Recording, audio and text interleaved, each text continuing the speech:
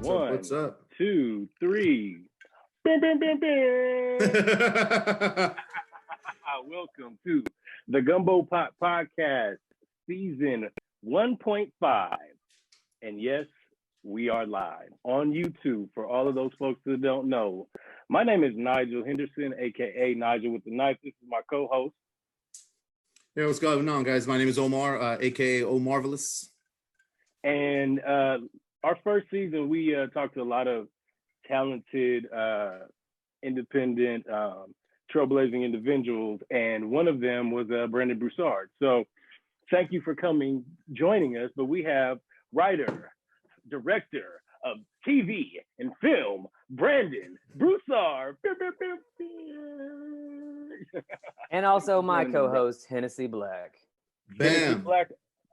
I got. They say if you're two-fisted, you can't touch your face. Oh, shit. There we go. See, that is, man, there it is. There it is. What are you going to do? You got to stay safe. And we're social distancing. Yeah.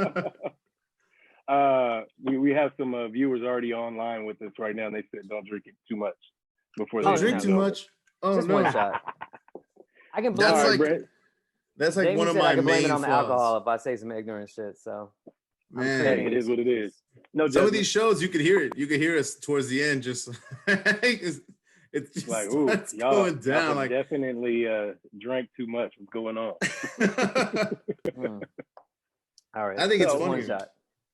I concur. All right, my brothers, we are in the building, and you are in the hot seat once again. Last time we checked off, we got all the business. You were telling us about the projects you were working on, some of the projects that were in the pipeline that we couldn't really talk about, everything. I remember one project called, was it The Trap? Was it The Trap? It's a masterful work called The Trap that came out on Netflix. Yeah. Has it? So hold on. The last time we talked, had it come out yet? It hadn't come out yet. I think it hadn't come out yet. Oh my God. Yeah. And, okay. And so The Trap, but also hashtag Reality High, I think was along the same time. Mm-hmm. No, Reality High had come out and Did it? Reality High had come out. Yeah, because Reality High came out in 2017. Okay. Something So like it's kind that. of a little bit towards the end. Yeah. And since then, you've had a lot of things going on. Obviously, we're in a different space now. We're doing this virtually, for one. Right. We're dealing with the COVID and whatnot. So we just wanted to check up with all of our past guests and kind of just get a beat, check and see what that pivot point is looking like in their industry. Also checking up and just seeing, how the hell are you doing? I'm very healthy. I'm very good. I'm over here drinking White Rascal. We good. White Rascal. Right. My street is crazy. A lot of rascals on my street, but where are you at? I'm in downtown Los Angeles. Let's see if you can see. This is the beautiful thing about where we are, though. Beautiful. Yeah, craziness. I got nice architecture to look at. Yes, yeah, got nice architecture, but when you go out on those streets, it's a whole different thing. It's Babylon. Bro, it is Babylon and then some, man. I mean, I just hearing the shit that people are saying to each other out the window, it's insane. Jesus Christ. Well, it's TV. Oh, are people just yelling? All the time. To themselves, to other people. They're fighting over street position about where they can sell their Cheetos and their meth-filled cigarettes. Not their Cheetos. Bro, hot Cheetos and meth. That's what's good in these Cheetos streets. and meth downtown. Beware, everyone. Stay at home. Social distance, because you might see hot Cheetos and meth. Over where I live, it's crazy with the parking. You know what I'm saying? Yeah. It's it's hard to find parking when everybody does their normal shit. But now that no one's going anywhere, right? I parked mine at my mom's neighbor's house. I was like, yo, can I just leave still my car here? People over here? I'm not going anywhere, so. Right. They're still ticketing people in Inglewood. Yeah, absolutely. For trash. And so, well, it wasn't even trash. This was a street sweeping day, and they said that they wouldn't be ticketing people, but they're ticketing people, and then they're also giving bogus tickets. So, ladies and gentlemen, make sure you fight those tickets because they're gonna throw them out. But you have to fight them. If you don't fight them, you'll get more. It's ridiculous. More. So, Brandon, yes, what's been up, brother? What's been up in almost a year since the last time we spoke? So let's see. The Trap came out. It's it came out. It is. I remember going on Twitter right after it came out, and I saw it was hilarious, bro. I mean, one of them I saw somebody took a picture of the screen, and a whole boom mic was in a shot. So that was interesting. That's not good. As a writer, you can't really control what ends up on the screen. Yeah, I mean, you weren't there like filming it and shit. Do you know what I'm saying? No. Like you turned in the story and then they went ahead and did everything else that everybody's seen. It is what it is. But some people love it. I've had some people legit come up to me and be like, "Oh my God, you wrote The Trap. That shit's hilarious." So hey, take it, brother. Yeah, I will take it. I will take it, man. We do a little bit of everything. We've been really busy though. Murder Inc. has been mad busy, not with a C, with a K. For those that don't know, or for those that will be checking out your interview after this, can you tell them what Murder Inc. is? So really super quick version of this story is that me and my two writing partners had worked together on Purple Stuff TV. We got hired to do a rewrite on a script for Lionsgate and Flavor Unit, Queen Latifah's company. They ended up being the perfect match. When we turned in the script that they needed rewritten in 10 days, the executive called the next day and said that we murdered the script. And so from then we were like, oh shit, we should call ourselves Murder Inc. So since then, we've gone on to have 3 movies produced: The Perfect Match, #Reality High on Netflix, The Trap. We have 2 other films, one with Universal Studios called Praise This, that was actually supposed to be in production right now and was slated to come out this year, September 25th. Don't know what's going to happen with that, but that's with Will Packer. I'm sure they're still going to make it, especially since it's kind of a feel-good movie. Right. And then we have our other movie that is like really my baby, which is Black Don't Camp with Macro and New Line. That we're in the Black Don't Camp. And then we signed to APA. Yeah, we signed to APA, which was huge. My whole production company, and I signed as a director. So congratulations. Let's cheers to that. Boom. Bing, bing. Yes. Bing, bing, bing. Yes. So super excited about that. I got the same agent as 50. And so we actually are doing some stuff with G Unit now. And get the strap. Don't tell the name of our company. You got to make sure you ride in the bulletproof truck. Is that part of it? Like now all of your posts have to say, get the strap on it? Like, is that what he said? Hey, I don't even know. I think I see him as like hashtag. You're going to be like, California Poppy Fields. Like, Stars app. Oh my God. Stars app. Power. Oh, congratulations. That's brother. Big shit though. That's big things, man. I'm fucking proud of you. Thank you, bro. I appreciate it. Did you have anything in the works that kind of got put on hold or anything like that? Did it? Yes, definitely. Put on hold? Like, I mean, Praise This was supposed to start shooting in April. And then I know it had gotten pushed to the summer, but it should have been like, they were in pre-production. Like Tina Gordon Chisholm, who's directing, was posting their scouts and stuff on Instagram when they were going looking for locations. And clearly they have not gone into production yet. So that is held up. The other things though that weren't going into production, excuse me, sorry, the fucking beer. Other things that weren't going into production have actually picked up the pace because people aren't in production. Which means that agencies, studios, lawyers have way more time to work on our contracts and read our scripts and get notes back to us a lot faster than they normally would. And so for me, we've added 2-3 more projects to our slate. I just finished a new script. I'm writing another one, like all that. Oh, and I should say too, in the time we passed, I wrote and directed Run, and it went through the whole festival circuit. And it's on YouTube now, if anybody wants to see it. Yeah, man, people should check that out. Say it again, one more time. My short film Run. If you actually are on my Instagram or see my Instagram handle at Brandon Creative, I've got the link to the short on YouTube. So 10 minutes and 43 seconds. It's a dope short. I don't want to give too much of background of it, but there's a mental health aspect in it. I mean, the selling point though, this is fucked up, is that it's about my best friend who called me when I was in high school and said that there was somebody killing people on Morehouse's campus, and that there was a list of students and 6 of them had already been killed, and that he was next on the list. And so he was on the run for his life, and he had called me from his parents' closet back in Houston where he was hiding. And so I did like a short version of what that story was. It's crazy. I showed a couple people the link that you sent me, and it's ridiculous. So definitely check that out. Run the short movie. Well, I saw a couple different hashtags. I also want to, give them the hashtag that's correct for it as well, just in case somebody's trying to browse or they're looking for it as well. Oh yeah, if you put in hashtag run short film, that's usually what I've been using. And then find out all the stuff. So dope. All right. So what about?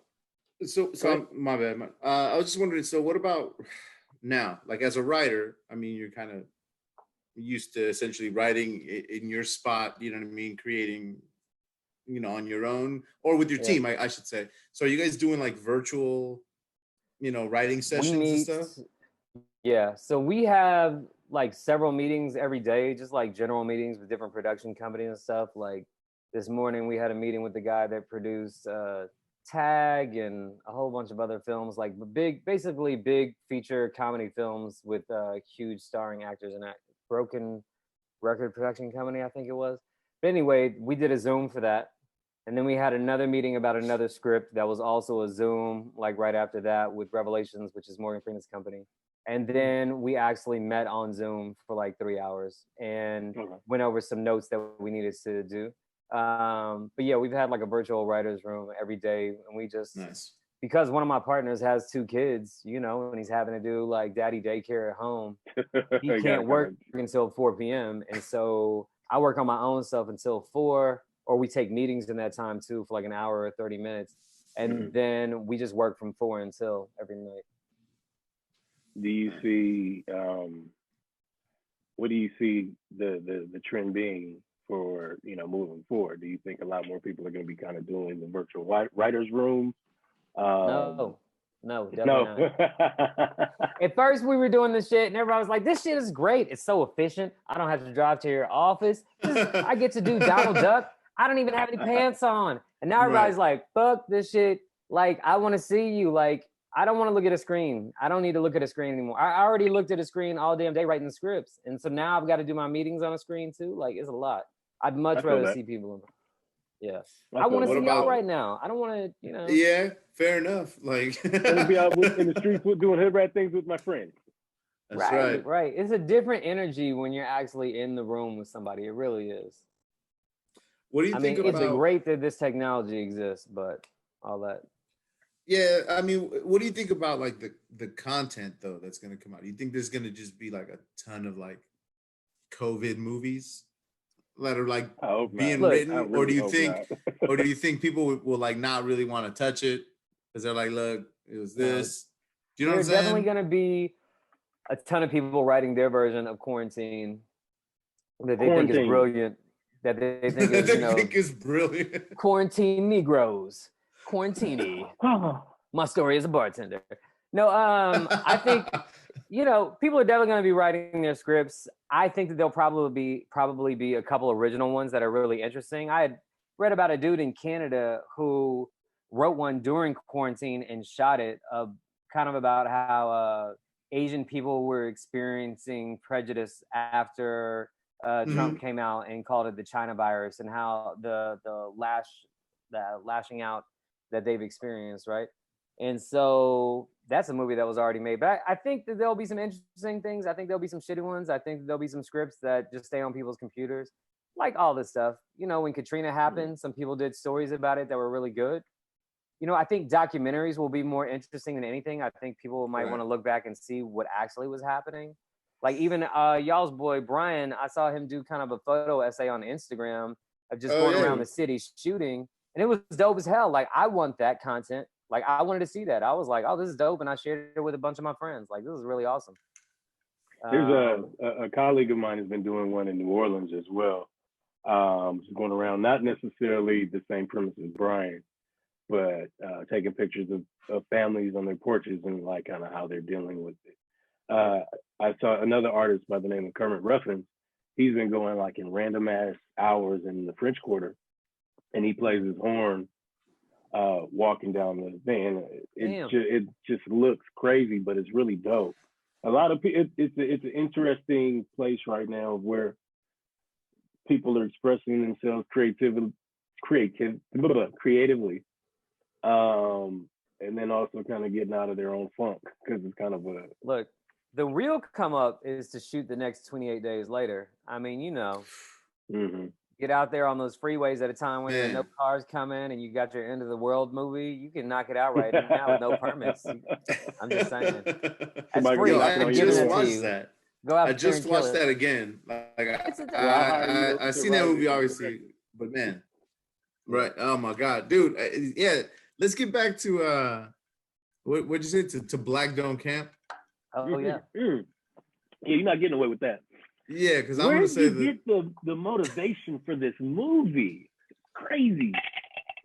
Nigel, the guy who organizes all of the campapaloozas that we go on, is highly offended. Don't be offended. I'm not offended. I'm not offended at all.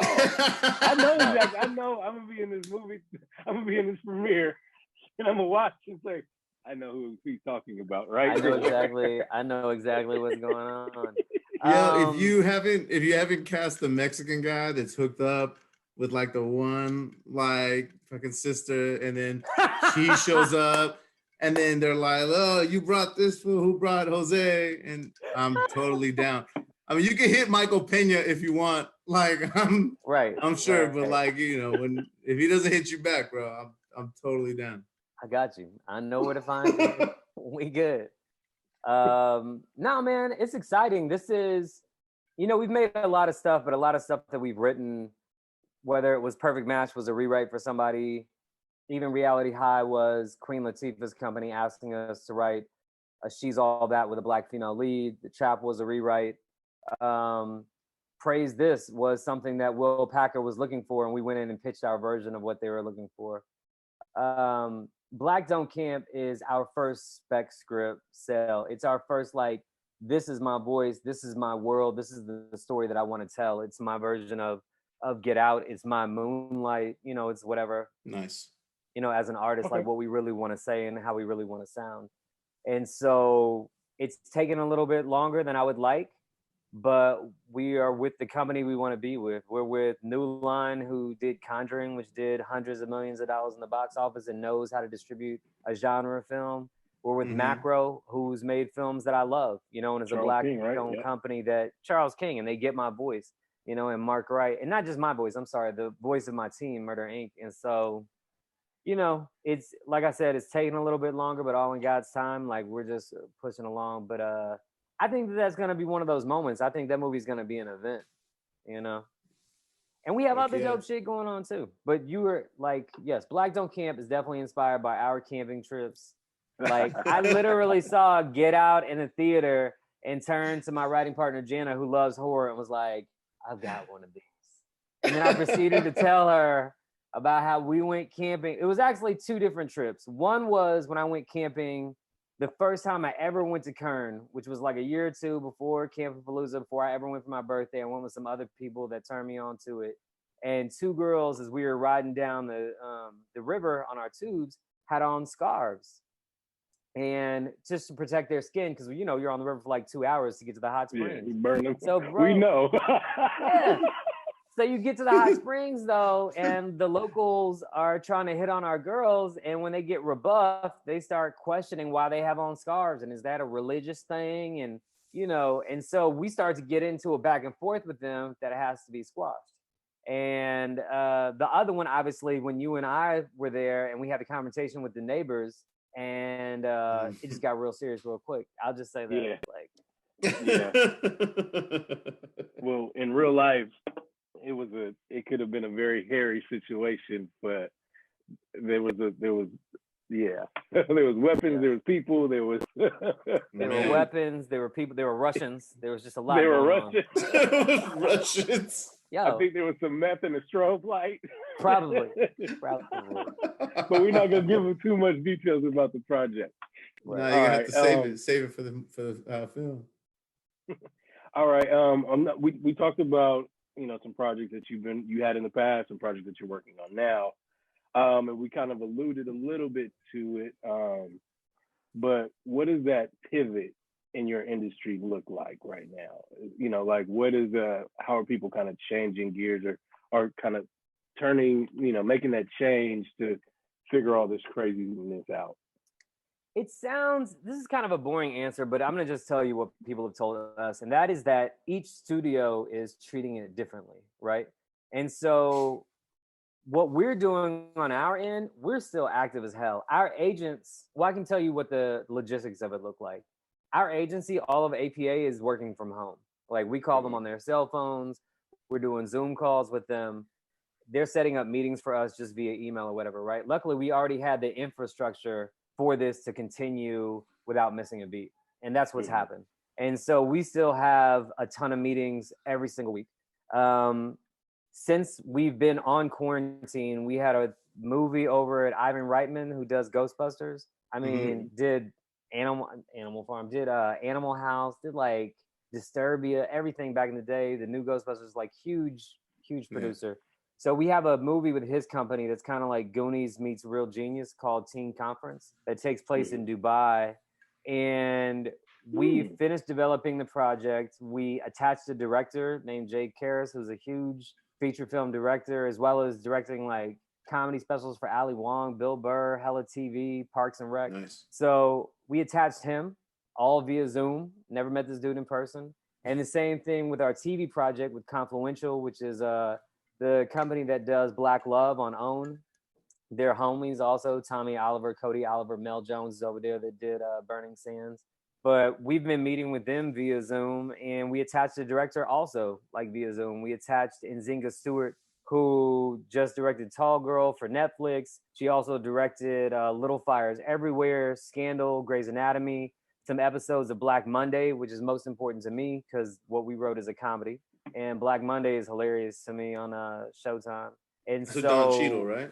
Yeah, with Don Cheadle, Regina Hall.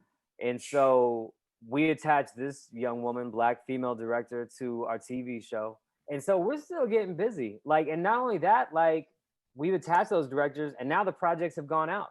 Like, we've committed off to the different studios that we wanted to partner with, to the different channels. I mean, I can't give too much of the game away, but basically imagine anything that you watch a program on that we think our show was good for, we've sent our shit to, and we're setting up meetings to pitch to them. And so, like, to be honest, for us as writers, I feel like shit is moving even faster in some ways. Right. Well, have you done one like a virtual pitch yet? Yeah. So I mean, do you find them less intimidating, more intimidating? Like, at first I didn't know what to expect, but me and my team are really like, we're like a comedy team. The three of us just fucking play off of each other. And I mean, I lead that, I say that, and then I lead into a pitch where we did a pitch for Morgan Freeman's company. And we pitched the movie early in the morning to the assistant of the producer that attached us. And she's crying. And I'm like, yo, this lady's a kook. Like, I can't trust how she feels about this. She's not a good barometer for how this pitch is going to go. I know it's fucked up to say, but it's real. Blame it on Henny Black. So we get to the pitch later with the actual president of Morgan Freeman's company and the director of development, and they start crying all on Zoom. And I'm like, oh, I'm tripping. Like, emotions are coming through, energy is coming through. Like, these people are still feeling, this story or whatever. And so, I mean, that really for us kind of kicked it off. We're like, oh, this is fun. This is good. We got this, So, nah, man, Zoom has been, like I said, I'd rather be in a room. If I had to compare it to, like, when I've gone to Netflix or Lionsgate, I actually find it less nerve-wracking to do a Zoom. Ah, okay. Probably because you have your own, your creature of comfort. Like, I have my coffee, I have my couch, like my dog is chilling at my feet, so all that. I mean, do you think a lot of it has to do with the back and forth of like how here, what am I trying to say?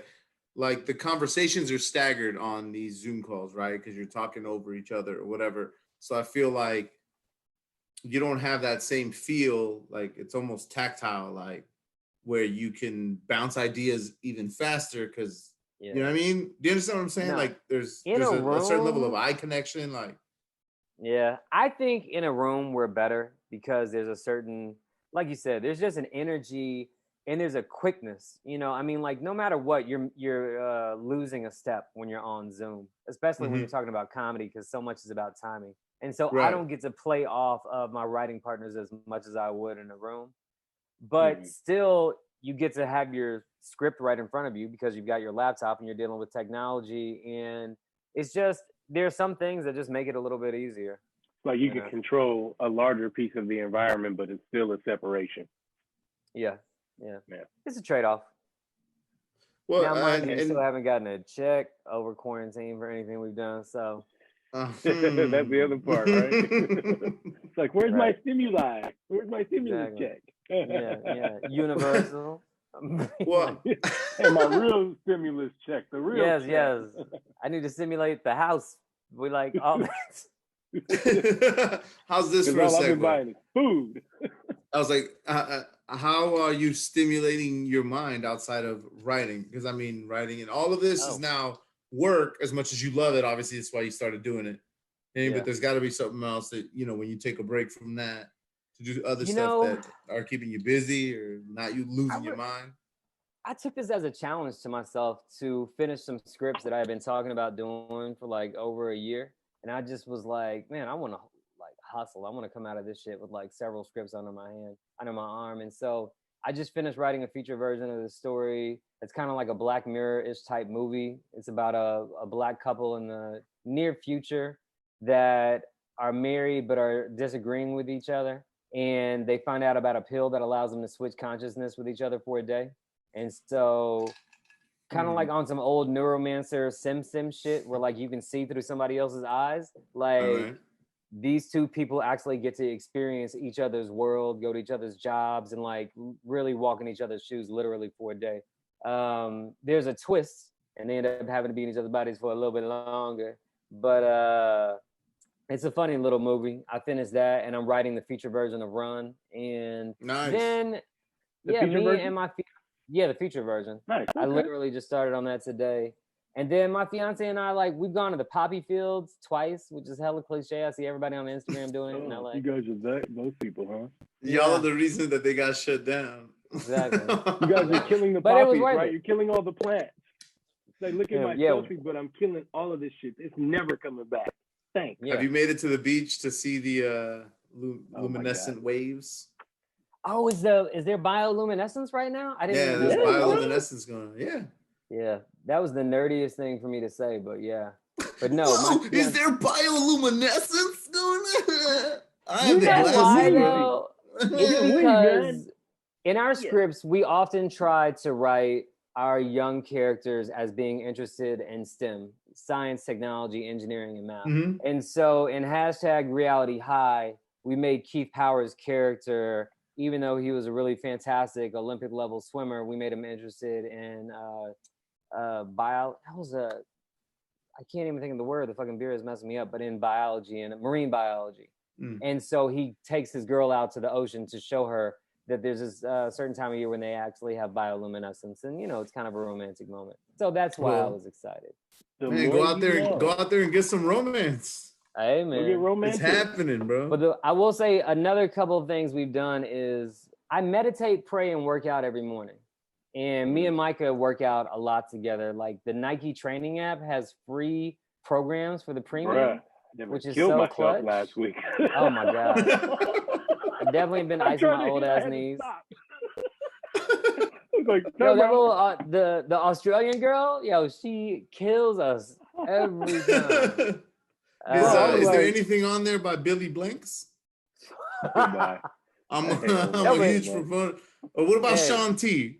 Hey, Kevin Hart and Serena Williams have a workout on there you can get into. So. Really? Man. Yeah, they have a team workout for you and your girl or your man, whatever.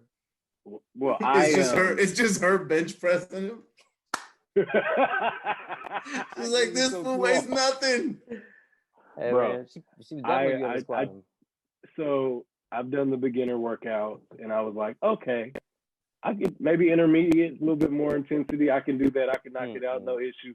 Bro, I was sweating. I went and did it in the parking lot. I came back up into the apartment. Sandy was like, are you okay? I need my asthma pump. I can't breathe. My legs hurt. No. Yo, that first time, my legs were killing me for 2 or 3 days. And then we do yoga as well. There's an app called Sanctuary that also, their premium yoga, which is like honestly going to your best yoga class. If you go to their library on their website, they have free like hour-long yoga classes that, you know, I mean, during this time, you gotta like, you know, me and my fiance are in an apartment in downtown Los Angeles. We're both working from home. It's been 45 days. So you got to have all the tools in your toolkit working. Y'all haven't killed each other. That's a great thing. Not even close. No killing each other, you know. Yeah, it's a big test. Like my girlfriend Nadia and I, we're not fighting. We're chilling, man.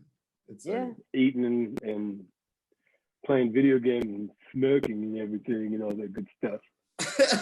So, okay, what have you been eating or cooking? What's been your a couple questions. What have you been cooking and eating? And then what has been your guilty pleasure through this part? Oh, Micah has made batches of brownies maybe 3 times now, which we murder in like one night, maybe 2 nights at best. You can definitely see the stomach popping on those weeks. And Milano, like Pepperidge Farm cookies, the Milano joints. And there's another one that's like a sandwich. It starts with a B, like the bristle, something like that or whatever. They're like little crispy cookies with a slice of chocolate in between them. But anyway, the Milano cookies, guilty pleasure. We have been cooking, man, we've been eating pretty healthy a lot of nights. We have a farmer's market that is open in front of our apartment on Sundays. So we stock up on vegetables. We get the best eggs in the world because the eggs down there are just phenomenal, man. I mean, you haven't had an egg. Fresh eggs are the best shit ever in life, bro. What? Like literally for breakfast, I will fry an egg between 2 pieces of sourdough and a little bit of butter. Nothing else. I want a little salt and pepper, a little S&P. So he's giving us his breakfast sandwich, his healthy breakfast sandwich. Yo, Take all notes. day, every day. The salad with the lemon. I do a lemon thyme salad dressing that we got from Crossroads. It's pretty lemon thyme, shallots, a little white balsamic vinegar. Pretty gangster homemade dressing. But tonight I just made beef stroganoff, so a little bit of everything. You fancy, brother. Most people are like, I'm been making hot dogs and shit, you know. No, hell no. But we do worst cooch in the house. Last night we had some brats on some brioche buns with some you got the delivery peppers. for like $70? No, we made it ourselves. You can make a way better worst cooch with the Whole Foods. I say that because I saw a meme the other day, and it says you get your charge for your food is $30. Bro. The service fee is like $2. The delivery fee is unknown, and then your bill is $100 afterwards. Yeah, that shit is crazy. If you don't know how to cook right now, like you are dying or eating cereal every day. Yeah, man. No. Well, are you cooking obviously like a lot more than you ever have before? My fiance and I are cooking breakfast, lunch, and dinner. Like we almost never order out. So how you feel about the dishes?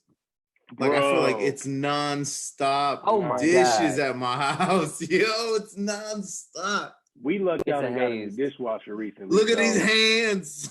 Soft as eggs. No. Look at these hands. They're ruined. Lord, you gotta use that palm olive. It's good, you know, soft hands while you do dishes.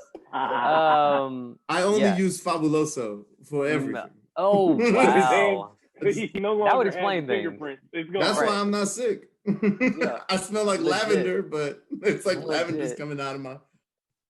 Not gonna say no, the dishes are insane, man. The dishwasher is constantly going. The washing machine is constantly going. Like I can't even imagine what our power bill is gonna be because now it's hot outside and the AC is going too. Like we got every machine going in the house. We got new air purifiers to make sure that our air is clean, and it's a lot. It's a lot. Well, you look like you've been maintaining. At least you know how to shave. I've been seeing some brothers out here looking like Booger Wolf. They got the beards and the thing. A public service announcement or a little plug for Andes. I have had my Andes Masters clippers since 1994. They work perfectly. Now the adjustable little arm doesn't work anymore. I got to push it up with my thumb, you know what I'm saying, on the back. But the clippers work fantastically like the day I bought them, little WD-40. And then I also have some Andes edgers. Wait, you They're don't have to clutch. put WD-40 on them. They have clipper oil. It's way easier to use WD-40. It's got the little Yeah. needle. The that- WD-40 comes on your hair, bro. It leaks through. Oh, I don't cut my hair with the whatever. clippers. I mean, whatever. Yeah. Whatever. Well, you see how much I So cut my that's hair, the so I'll secret. just shut That's the secret to my hair care is WD-40. Little Just WD add fizzle on that WD-40. motherfucker. Nigel wants you to put avocado oil because mean, that the wouldn't be smoking bad. point is so much higher. That's expensive. 500 degrees, baby. We get that new Juvie. Well, all album. right. Well, we're getting close to the end of this interview, brother. I want to thank you for jumping on with us. Real quick, can you give everyone all of the information to find out what's going on, Brandon wise? Plug. Yes. Plug. I mean, really, if you're on Instagram, go to @Brandon Creative with a Q.